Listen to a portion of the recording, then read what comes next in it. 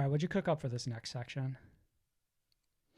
This next segment is going to be less news, aggregated news to share with the public and more of a special story time of sorts, okay? So I need everyone. Everybody get cozy. Marcus is going to tell a story. Because we finally have an exciting conclusion to the Fit for a King saga that first started last year. This, Sam, is the story of how Fit for a King finally guest listed us. Longtime listeners may likely be aware of bits and pieces of this story, but I wanted to do a full comprehensive timeline. I'm talking beginning, middle, and end, and I want to walk everyone through that whole thing, all the highs, all the lows, maybe some more highs, maybe some more lows. And then after discussing those events, what I wanted to do with you was just play a small little game towards the end, just that'll, related to some of our experiences over the past 365 days that may shed the light into what it's like being the host of the SOTS podcast. So everybody grab a blanket and a nice warm cup of hot chocolate, put your feet up, get comfortable, and strap in, because this is the story of... What's the official title of this? Does it have an official title? How Fit for a King finally guest listed us. Is the working title anyway, but we begin. Sunday, March 27th, 2022. Two of the greatest metal tours of all time, Sam. I remember it like it was yesterday. A Polaris and Like Moths to Flames co-headliner, and that had support from Alpha Wolf and Invent Animate. Combines, for one night only, crosses paths with the Dark Path Tour, which had support from Silent Planet, Hollow Front, and Avoid, and of course, Fit for a King, the headliners for that bill. Mm-hmm. Again, one special night only at our hometown venue, the Palladium, Worcester, Massachusetts. The crossing of the paths for these two tours gave way for what is arguably the most stacked 8-band lineup in the history of music. And those 8 bands, again, the ones previously mentioned. Months before March 27th, we were promised guest list to that very show. Or so we thought. Enter Ryan Tuck O'Leary, who most of you know is the bassist and clean vocalist for Fit for a King since 2014, nearly a decade. By all accounts, a stand-up person, a man of his word, but as Sam and I would soon find out, quite the opposite.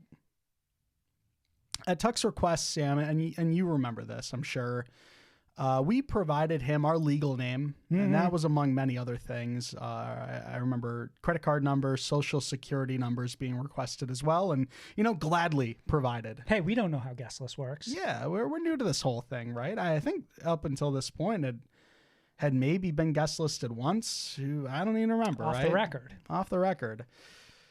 All that to say, we provided that information to Tuck because not only did we get promised a highly coveted spot on Fit for a King's guest list, but we trusted Fit for a King. We trusted Tuck. Mm-hmm. Again, by all accounts, a stand-up person. Someone that we liked, that we trusted. And he betrayed that trust. He did. Those are the facts, right? And I'm only presenting to you, the audience, the facts. I remember Sam, again, March 27th, 2022, going up to that window at the Palladium, tapping on the glass, waving, saying, hey, state of the scene here. We're on that guest list, baby. And, their eyes went up initially and they're like, they're looking us up and down and they're like, I don't know about that. Let me see. What are your names? We provided Sam and Marcos. And then they said, what band? And we could have said any number of bands, Sam. We have brothers in Avoid. We have brothers in Silent Planet, Like Moths to Flames. Maybe not Holofront and Polaris, but I'm sure if we DM'd, we could have been on their guest list as well. But no, we went. None of this factual, by the way. Just set the record straight. Well, they're not brothers in biologically, but I've got brothers in Silent Planet. Sure. So I have brothers in Invent Animate. Sure. We were on Fit for a King's guest list, and that's what we told the wonderful Palladium worker at the window. But they didn't see it that way. Literally. You want to know why? Our names weren't Literally, on that they fucking didn't see guest our names. list. Yeah, precisely. They weren't there. We were told Yeah. they'd be there. They weren't there. And you may or may not remember this, Sam, but I know that our wallets I'll never certainly fucking remember. forget. We had to pay to get into that show that night. This is the most embarrassing thing I've ever had to do. They're like, let me see your debit card.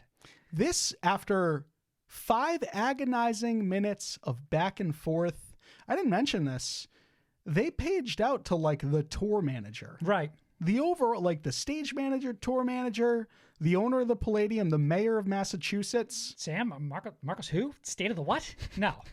Absolutely not. And I was looking over the shoulder of that Palladium worker, and that's exactly what those texts read. It was Right. It was between the whole group chat, 80 people in there. Right. LOL. Everyone would say Crying, laughing emoji face times 1,000. GG, get fucked, boys. Just all that. Painful, agonizing. I hate even reliving the despair that was caused at the hands of Tuck O'Leary. Of Get to the back of the line, nobody. That's what they said to us. yeah, and one thing that's really important to note, everyone heard about this 8-man lineup, this 8-band lineup. It was almost sold out. There was a reality that we could have lived in where we didn't even get to go inside and watch these bands perform. Sure. Very, very true. It was extremely possible. But we did secure 2 tickets. We did go inside. It's like 4 p.m., mind you, the earliest we've ever shown up to a show, even a fucking Warped Tour. I don't think we were there at 4 o'clock. That's not entirely maybe true. not true. But again, cut to us having to pay for our own tickets. We go inside. We have a great time, but we weren't guest listed. So really, how good of a time could we have actually had? Right. Now we're just having a normal time. Now we're just having the same time as everybody else, which is a fine time. Sure. Not going to argue with it. It's a time I've had a million times over. Sure. And it's a time I enjoy, but it's not the time I thought I was going to have this time. I thought this time would be a little different. You know what I mean? In the past, the time I looked forward to. Right. But this time I would experience something that like time had never provided me in the past, right? But nope, just fucking standing behind one tall asshole for the entirety of an 8-band fucking, you got me too, 8-band concert. Tuck would text us though. The rest of the night even, with apologies for forgetting, apologies for the inexcusable, Those apologies would go on for about a year. organized efforts by his camp to fix this situation in that moment. Sure. And we're like, hey, it's no big deal. I can almost see the bands. It's fine. It's all right. It's like, hey, I just got a beer. I was only in line for 45 minutes. You know, whatever. Hey. Invitations to the green room in those texts too, but it was far too embarrassing. I had a hard enough time even showing my face to those bands from 80 feet away behind those 6-foot tall faces. Me, the saddest and most broken I've ever been. No worries, Tuck. In that moment, there was nothing that could have made things right. Fit for a King had become the enemy. There were a couple things that could have made things right. Now you dedicate a song to us on stage. That could have made You things name a song right. after the podcast for the next album. In that You moment, put our logo on the tour bus for your biggest headline. in that moment, there was nothing that could have There are a made lot of things that right. could have fixed that situation. Marcus speaks for himself in this instance. Fast forward a month. Cue the rest of our brothers, the rest of our family. Holding absence, that same venue. Pick us up from the mud. They successfully guestless us at a date of Dayseeker's Sleep Talk tour. It was incredible. It was amazing. Mm-hmm. We hung out with the band. It was everything that Fit for a King had promised us That's precisely correct, yes. on that fateful day, March 27th again, that same year, 2022. And more months would pass. Afterlife would successfully guest list us. Not the same venue, but not far. By the time we're finished, this is the most privileged level of feel bad for us in fucking history. Just hearing this out loud, I can't believe I let you run with this. I'm only going to mention a couple more. I'm going to, Let me go ahead and read the next part so I can make it sound as ridiculous as it really does. But by all means, this is a story of two guys who got guest listed for a bunch of shit except for the one time they did it. And it was annoying. And they still got to watch one of the fucking greatest, tour collabs in history that most people weren't there for. Anyways, moving on. Holding Absence would successfully, in September, guest list us to another tour. It's fine. It's fine. It's okay. How did Holding Absence do it twice, but Fit for a King couldn't do it once in that same year? Interesting. Put me in, coach. So why was guest listing Fit for a King's kryptonite? At this point, we still really aren't sure. Smash cut to November 2022. Fit for a King are in Boston on a tour supporting I Prevail and Pierce the Veil. Damage Control in full swing. Full swing. Mr. O'Leary, Tuck, reaches out and promises us another guest list. And the naive little children we are think, sure, this time, what could go wrong? Of course, with reservations, right? Certainly. At this point, fool me once, shame on me. There's no fooling me twice, Tuck. We say we'll go, and we do, except we show up to the wrong venue. Fit for a King are supposed to take the stage in 15 minutes, and we're 25 minutes away, practically across the state. We text Tuck. We let him know we fucked up. We made a mistake. It happens, right? Tails between our legs. We forfeit the battle. We retreat home. This time, we're in the wrong, and we're man enough to admit it.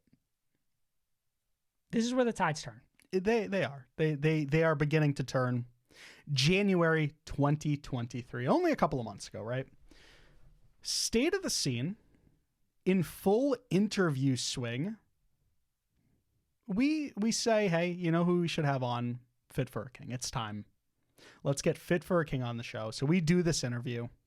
And Sam, it goes amazing. It is arguably one of the best interviews SOTS has ever done. Right. Maybe in the entirety of the scene, maybe in the history of the scene, really, if you think about it. Due credit to Fit for a King. They held their own. They did show up on time. Right. They did fulfill a promise they made to us.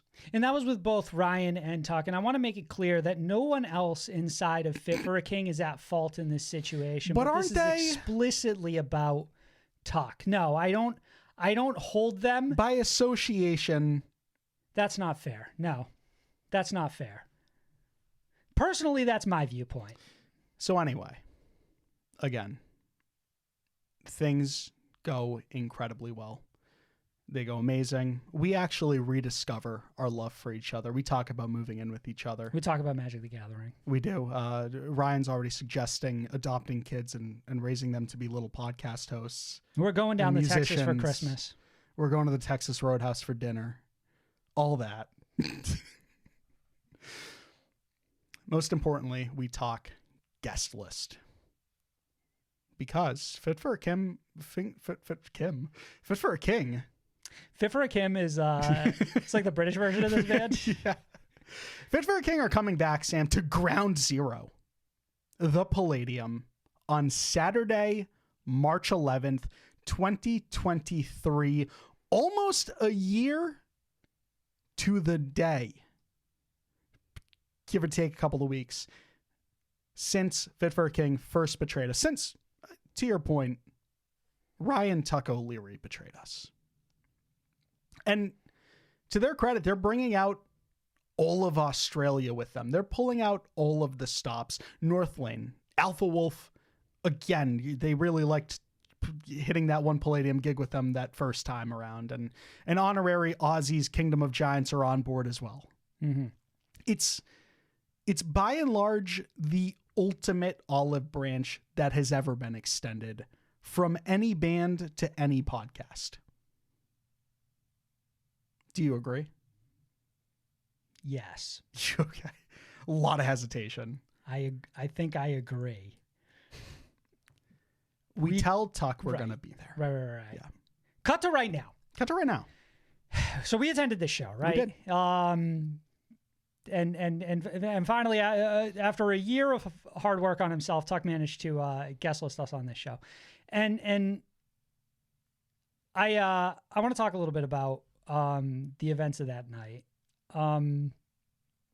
We show up and like we go to the window just like last time, and obviously it's like this time we're like sweating. It's like I can't in my fucking hometown go through this one more time, right? Like if I get up to that guest list and this girl looks back at me and goes, you're not there. Yeah, I don't literally Who? I won't be able to like show my face in this city again, right? But that didn't happen. This time we're on the fucking guest list. This time we're on the fucking guest list, and we got like sticker passes, and they're like, hey, you're AAA exclusive plus. You can go on the roof if you want, smoke a cigarette. I don't even give a shit. It's like you practically a part owner of this venue right now. Half the merch cuts coming your way tonight. It's fucking incredible. It's like you're in Fit for a King. It's like here's your guitar. Learn anything. Just stand up there. I don't give a shit. This is how it works now. AAA exclusive access to everyone on this tour. Yes, right this way, sir. I'm like, by all means. And it's a great experience. We get in there, we go upstairs. We're as far from the stage as humanly possible. We're sitting down with our feet up. Honestly, we have arguably the same access of everybody else in that show and are far too shy to take advantage of the situation and actually go backstage and, rub noses, rub grease palms. Yes, rub shoulders, grease palms. Be in the same general vicinity of these bands, just because I wasn't explicitly asked to come back there, and I'm not going to make any assumptions about the level of guest list. I think I have, just because I somewhat understand the naming convention of 3As versus 1A.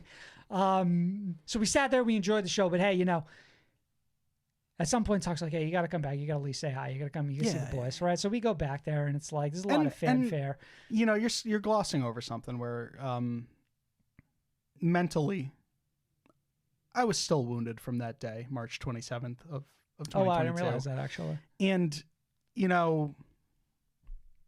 of course we have all access, right? Of course we have guest lists, but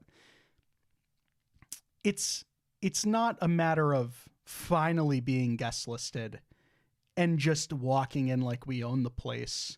That's not where the healing ends. Healing doesn't stop at finally getting guest listed. You need to warm back up to it. Am I wrong? I think that's fair. I mean, if that's how you feel, that's how you feel about the situation. I'm speaking on behalf of us both. I can be honest. I generally tend to let things go a lot easier than you do, I think. And had mostly forgotten about all of this. And was just happy to be guest listed and see a metalcore show that night. Everyone was really great. Kingdom of Giants is incredibly slept on. Alpha Wolf might be one of the most incredible live performances right now. And Northland has never not been perfect. Who else played that night? This show sold out, by the way. Fit for a Gig. One of the best sets in history. Honestly, incredible set. And to your point, Tuck immediately after the set texts us, get your ass in the screen room. Mm-hmm. We need to finally squash the beef once and for all. Sam, did it happen? Yeah, it happened, Marcus. But what I really want to talk about, hey, listen, forever love the Fit for a King, guys. This beef has been squashed out of existence. Like it's been removed from the universe. You know what I mean? It's like deleted from the timeline. Now I can go back to just being the Fit for a King fan I always have been. Yeah, the biggest Fit for a King fan. So obviously we're back there and we're like, hey, great set. It fucking was a great set. Here's your Magic the Gathering cards that I got today. You told me I had to bring if I wanted to be here tonight. Pause. Yeah. Everyone remember that moment. We're going to return to it soon. And they literally throw those packs of Magic cards in a basket with 700 other packs that they've got that night for one of the biggest fucking grifts in the history of this scene. Highway robbery. I respect it so much. Offsetting those merch cut costs by numbers you've never even seen in your life. The hundreds of thousands. But Marcus, there's one last thing that I think you wanted to touch on here before we end this story, and that is sitting in that green room with the band, with their crew, with friends, with family, I had a realization, or I had a moment of almost self-awareness, Sam. And it got me thinking, from not only this experience, but experiences in the past of having been guest listed, having all accesses, having had access to the green room, whether it was the small room or the big room, whatever it may be.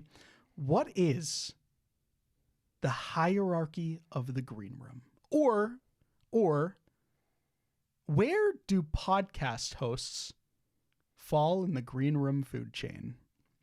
What's insane is that we're right at the top, honestly. It was fucking fanfare from top to bottom. Everybody wanted to talk to us, and everyone was thrilled we were there. They were like, who stayed at the fucking... Get out of here with the memes. The memes. So we'll play the game in a second, but I want to illustrate to you, the audience, a darker understanding of what transpired that day. We go back to the green room. We go back to the green room. For those familiar with the Palladium, you may not have seen the green room before. You have to go up a couple flights of stairs. Go ahead and assume most people haven't seen the fucking green room, you dickhead. You have to go up a couple of flights of stairs, and obviously Fit for a King had just performed that night, and we're walking up with Tuck, and there's probably groups of people just sort of hovering around there. It's probably the most active that stairwell had been that night. And right, there's people Tuck on the leather couches talking. There's some people watching the 75-inch TV screen. They're watching the game that night. Some people are playing billiards. We're not even there yet. The bar's fucking going crazy. We're not even there yet. And Sam has blocked this out of his memory, but I do recall Tuck announcing to those people as we were walking up that stairwell to the green room that he was with scene royalty, the state of the scene, even the two podcast hosts, and we weren't met with a whole lot of fanfare, Sam. I actually even heard "who" from one of the mouths. Wow, crazy. I assume there wasn't a lot of fanfare because people could tell just by looking at the two biggest losers of this green room right now are obviously two guys with a fucking podcast. Which leads me to that same a given bleak observation, which is why we're discussing the green room food chain right now. Because as far as tier maker rankings go, Sam, we're talking S tier, A tier, B tier, all these different things. I learned the hard way that podcast hosts and mind you, everyone who's on the green room food chain is either friend, family, or with the label. And I consider us friends of Fit for a King. Right. Of course, I consider us family. We're close friends, family. You're right. There are brothers. And it's important to note that everyone on the green room hierarchy is family. They are close friend. And podcast hosts rank at the bottom. Just from the reaction of their crew, from the people who had already been guest listed, all these different things. But I reached out to Marcus has a very different perspective than I have on this story, of the show. I couldn't believe how excited everyone was to see me that night. It was fucking crazy, to be honest with you. They were laughing at you, not with you, Sam. Reached out to friend of the show, Nick Lord, who's spent his fair share of time in green rooms over the course of his life. And I asked him, hey, we only spent however many minutes at this green room. We don't have a ton of experience to pull from. Nick, what are the types of close friends and family that you would see at the green room? Mm-hmm. And this mainly to gauge where we fell in the hierarchy of it. And again, I hate to say it, Sam, we're still at the bottom. So at the top, S tier, you've got band, right?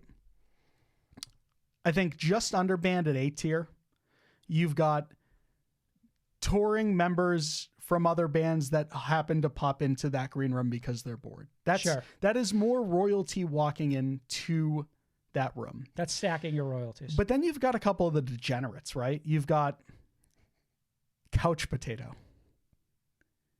Person too anxious, too nervous to get up off the couch, interact with everyone. Somehow, again, ranking higher than the podcast host. And again, the podcast host could be the couch potato. You and I are seated on the couch right now, but that does not make us a potato. Accurate. Sure. No. Then you have more people. For example, the "How's this tour been treating you" friend. Oof. So suddenly, Oof. But no bigger oof than the podcast host, even. the Quantumania effects going off in my brain, trying to remember if I asked that question. The paparazzi, also higher on the hierarchy of the Green Room food chain than the podcast host. Sure. Paparazzi is the individual, the homie, who's loading up those Instagram stories with the behind the scenes stuff, right? And then you have one of the worst degenerates of them all, the tech head, the gear head, who is only in the green room to talk gear. Pause. Official pause. Official pause. Are these your words or Nick's? They're mincing both at this point. Okay. Some of this comes from a place of personal bias as well. Yeah, and I don't stand by any of it. You also have the random biker gang dude that is the uncle to someone that the band is touring with, or is the uncle to someone that the headliner, has a member of.